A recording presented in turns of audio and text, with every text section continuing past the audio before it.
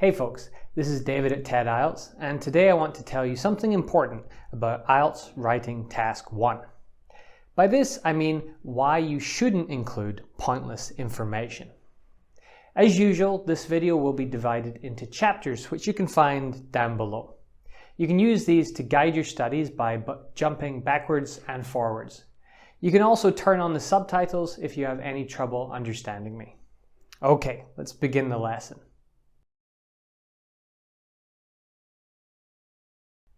For IELTS Writing Task 1, you have to write a report about some sort of visual data, a line graph, a bar chart, a map, etc.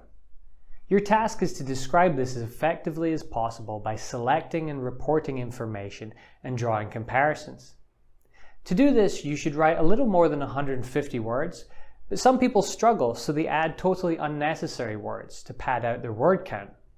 This is not good for a few reasons. Firstly, it is abundantly clear to the examiner that you're just trying to pad out the essay to meet the minimum word count, and that's not a smart move. Secondly, you're showing them that you lack critical thinking skills. And thirdly, you've explicitly been asked to give relevant and important information, so providing pointless info is going against the task you were given. There are various ways you could include pointless information in an IELTS Writing Task 1 description, but it most commonly occurs in the introduction, so that's what I'm going to focus on here. In the next sections, we will look at several examples of common errors. Perhaps the most common instance of adding pointless information is listing place names. Let's say you have a bar chart with 10 countries on it. A good introduction might say something like, "The bar chart shows the amount of electricity that was produced and used in 10 different countries in 2014. This is fine because it highlights the key data. It tells the reader that there are 10 countries and then, in the next sentence, names the highest and lowest ones. This is all relevant and important. However, unfortunately, many students see this as an opportunity to artificially increase their word count and name all the countries on the list. The examiner knows exactly what you're trying to do. It is not going to be impressed that you can copy a list of country names. Those are not your words, and they would not help to increase your score in any way. Furthermore, the examiner would see that you do not have any thinking skills required to make choices. In both cases, this is a big problem. It is very common in IELTS Writing Task 1 to be given a graph that asks you to show changes over time. This could be a line graph, or a bar chart, or a table. Here we can see a bar chart that lists 5 consecutive years, so we might begin our essay with something like, "The bar chart gives data about the number of apps on 3 different app stores over a period of 5 years. However, some people again view this as an opportunity to stuff extra words into their essay and name each of those years. Just as in the previous example, it is totally pointless.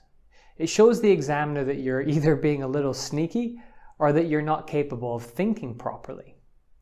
Instead of doing this, find ways to effectively describe the time period. We can say things like over a period of 5 years, or from 2010 to 2014, or between 2010 and 2014. This shows that you can actually use English to give information instead of just listing numbers. Similar to the first two problems, you should not just list everything that you see in a table or chart.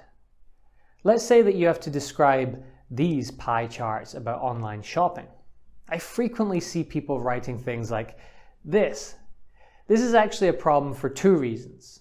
First, it is again pointless and wasteful, but also when you just copy headings from a chart, you have a new problem, which is that you have ungrammatical language. Whenever you take headings and other data and incorporate it into your writing, you must be careful to apply the usual rules of grammar. Instead, think carefully and apply grammar when introducing the data. I would say something like this. Note that I mentioned the 2 years because there were only 2 of them, but I did not state all of the categories. If you want to learn more about capitalization and why it is so essential for IELTS writing, then check out the video up here.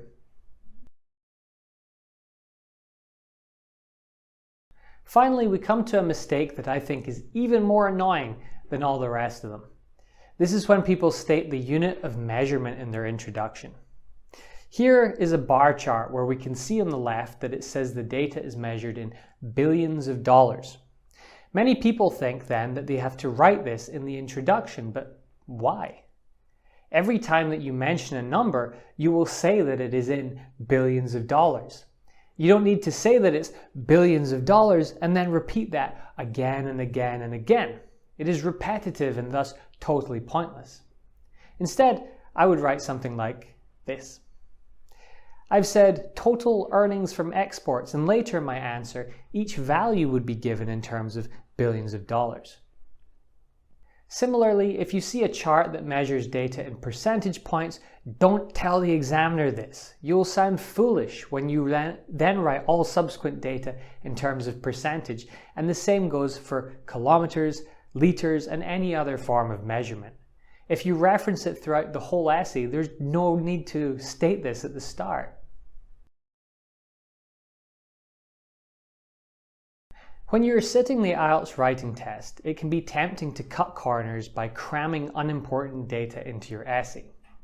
This might help you reach the minimum word count, but it will not help you to get a better score. Instead, use your brain and pick what you want to say very carefully. Avoid repetition and avoid stating overly obvious things. Use your own words to present the most important data in a simple but effective way. If you do this, you will be on track for a better score in your next IELTS test.